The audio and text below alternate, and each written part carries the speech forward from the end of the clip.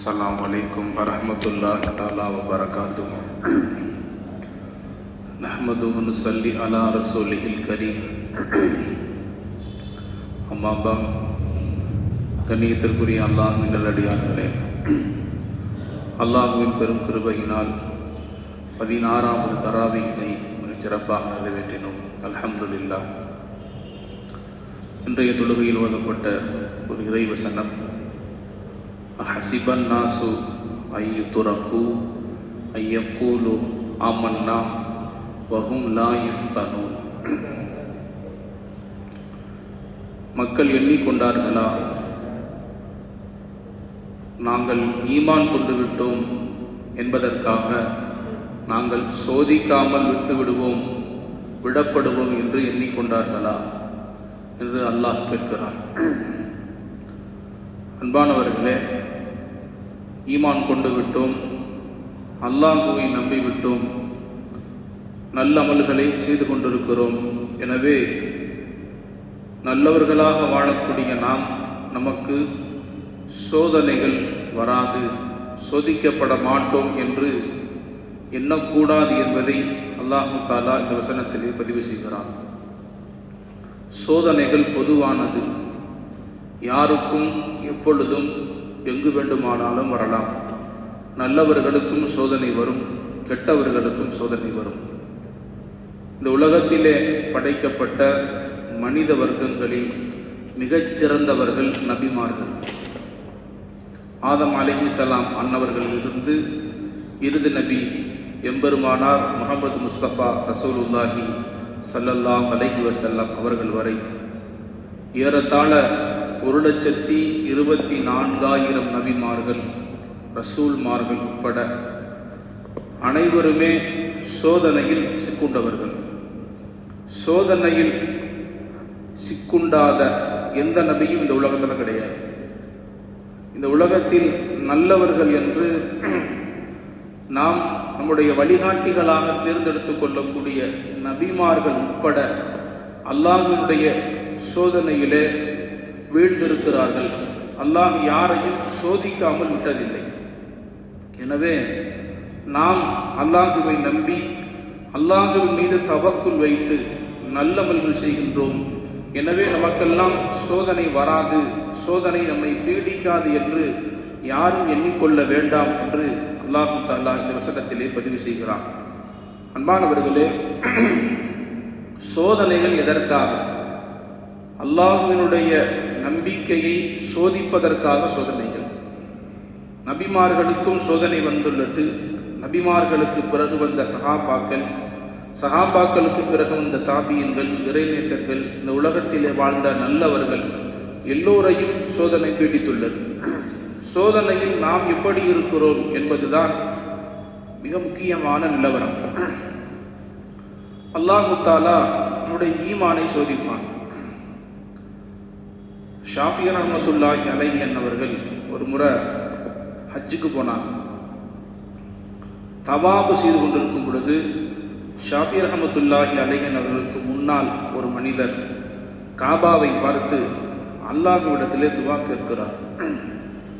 அல்லாஹும்ம அன்த ராதி அன்னி, யா அல்லாஹ், நான் எல்லா நல்ல அமல்களையும் செய்து விட்டேன், நோன்பு நோற்றேன், தொழுகையை நிறைவேற்றினேன், ஜக்காத்தை கொடுத்தேன், கடைசியா உன் வீட்டுக்கு வந்துட்டேன்.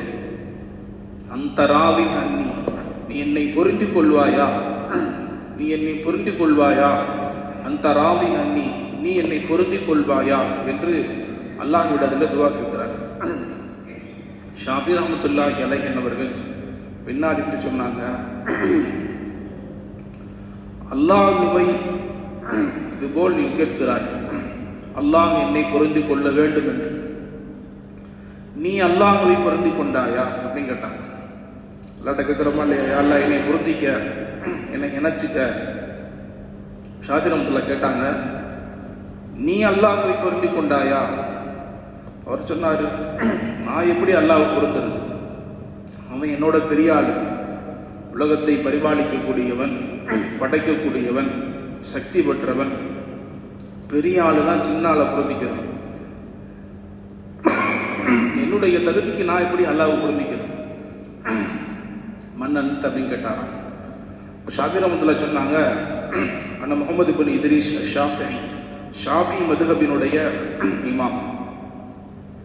அவ கேட்ட உடனே ஷாஃபி ரஹ்மத்துல்லாஹி சொன்னாங்களாம், அழகான வார்த்தை வரலாற்றில் பதிவு செய்யப்படுது.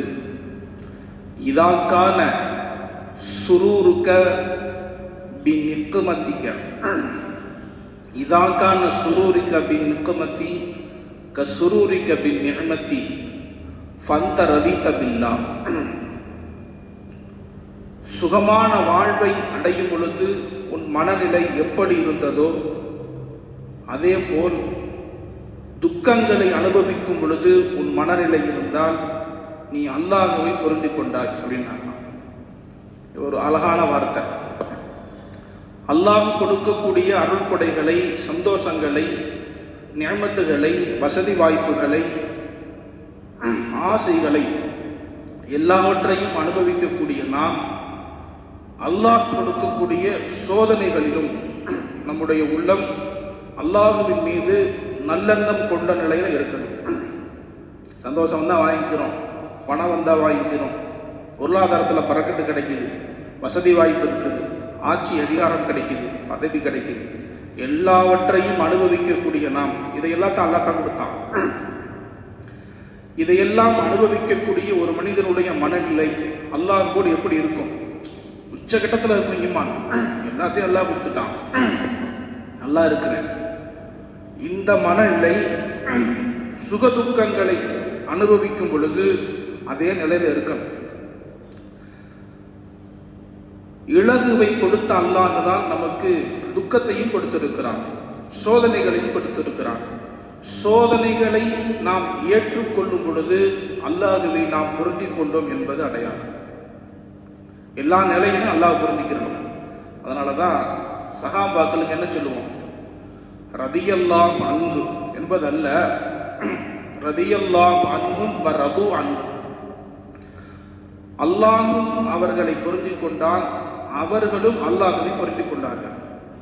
பெரிய இந்த வார்த்தை சாதாரணமாக சஹாபாக்களுக்கு கொடுக்கல. அல்லாஹும் அவர்களை பொருந்திக் கொண்டான், அவர்களும் அல்லாஹ்வை பொருந்திக் கொண்டார்கள்.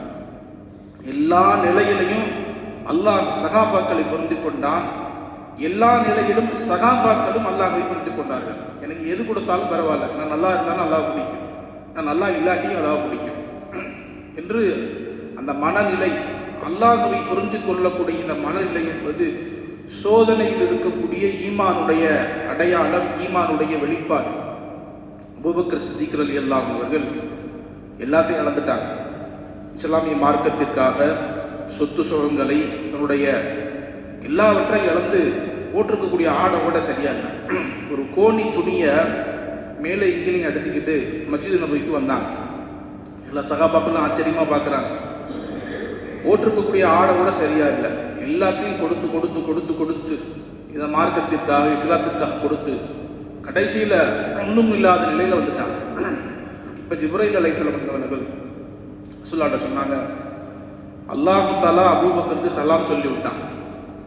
எப்படிப்பட்ட வார்த்தை பாருங்க, அல்லாஹ் அபூபக்கருக்கு சலாம் சொல்லி விட்டான். அல்லாஹ் ஒன்று கேட்டுட்டு வர சொன்னான், அபூபக்கரே அல்லாஹ்வை பொருந்தி கொண்டீரா அல்லது அல்லாஹ்வின் மீது கோபத்தில் இருக்கிறீரா? ஏன்னா எல்லாத்தையும் இழந்துட்டாங்க, ஒண்ணுமே இல்லை. வீட்டில் அன்னைக்கு மதியம் சாப்பிட்றதுக்கு சாப்பாடு இல்லை, ஓட்டுறதுக்கு துணி இல்லை, எல்லாம் அல்லாஹ் தான் கொடுத்தான். அல்லாஹ் கேட்டு விட்டானா, சஹதிக்க அன்ராதிக்க, அல்லாஹ்வின் மீது கோபமாக இருக்கிறீர்களா அல்லது அல்லாஹ்வை புரிந்து கொண்டீர்களா? அழுதுட்டாங்க போகுதெல்லாம். படைத்த அல்லாஹ் எனக்கு சலாம் சொன்னதே பெரிய விஷயம். படைத்த அல்லாஹ் நான் அல்லாஹ்வை பொருந்திக் கொண்டேனா என்று கேட்பது எனக்கு பெரிய விஷயம். எந்த நிலையிலும் இதை விடவும் கீழ் நிலையில் நான் இறங்கினாலும் எக்காலமும் என் ரப்பின் மீது நான் கோபம் கொள்ள மாட்டேன், என் ரப்பை நான் மறக்க மாட்டேன், என் ரப்பை எல்லா காலமும் நான் பொருந்திக் கொள்கிறேன் என்று அபூபக்கர் சித்திக் சொன்னாங்க. அன்பானவர்களே, சோதனைகள் வரும் பொழுது பொறுமையாக இருக்க வேண்டும்.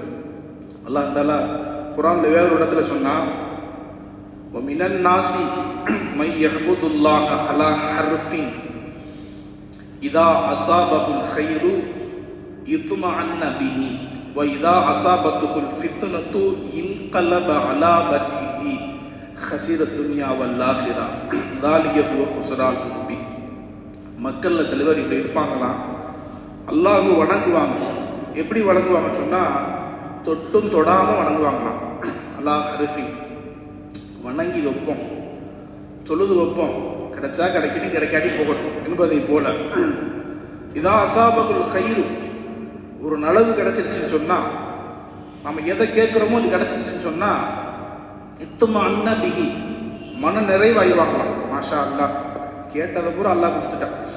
தொழுதோம், வணங்கினோம், நோன்பு வச்சோம், சதக்கா கொடுத்தோம், எல்லாம் கிடைச்சிருச்சு, அல்லாஹ் ரொம்ப நல்லவன் அப்படி சொல்லுவாங்களாம். இதா அசாபத்துல் ஃபித்னத்து, ஒரு சோதனை வந்துடுச்சு, ஒரு கஷ்டம் வந்துடுச்சு, வியாபாரம் சரியா நடக்கல, நம்ம நினைச்சது நடக்கலைன்னு சொன்னா, இன்கலப அலா வஜிஹி, அல்லாஹ் சொல்ற எப்படி செய்வாங்கன்னா, சி அப்படின்னு போயிடுவாங்க. தொழுது பார்த்தேன், ஒன்றும் கொடுக்க மாட்டேங்கிறான். நானும் சதக்கா கொடுத்து பார்க்குறேன், ஒன்றும் நடக்க மாட்டேங்கிறேன். எவ்வளவு செஞ்சு பார்த்தேன், இந்த அல்லாவுக்கு கண் இல்லை, அவனுக்கு இரக்கம் இல்லை, இந்த மாதிரி எனக்கு நிறைய சோதனை நடந்து போச்சு, எங்கள் வீட்டை மரணம் நடந்து போச்சு. இன்கலப அலா வஜிஹி, சே இவனா ஒரு இறைவனா அப்படின்னு சொல்லி திரும்பி போயிடுவோம்.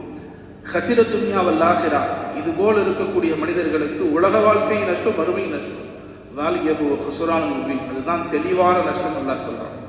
ஆக அன்பான அல்லாஹ் நிலடியார்களே, வல்ல ரஹ்மான் எல்லா காலங்களிலும், கஷ்டங்களிலும், துக்கங்களிலும், சுகங்களிலும், சுகமான வாழ்விலும் எக்காலமும் அல்லாஹுவை பொருந்தி கொள்ளக்கூடிய நல்ல அடியார்களாக நம் எல்லோரையும் ஆக்கி தருவானார். வாஹிரு தவானா அல்ஹம்துலில்லாஹி ரப்பில் ஆலமீன். நவைத்து சௌமகதி அந்நதாயி ஃபருதி ரமதான ஹாதிஹி சக்தி லில்லாஹி தஆலா. இந்த வருடத்தின் ரமதான் மாதத்தின் ஃபருதான் நோன்பை அல்லாஹ்வுக்காக நிறைவேற்ற நியத்து செய்கிறேன்.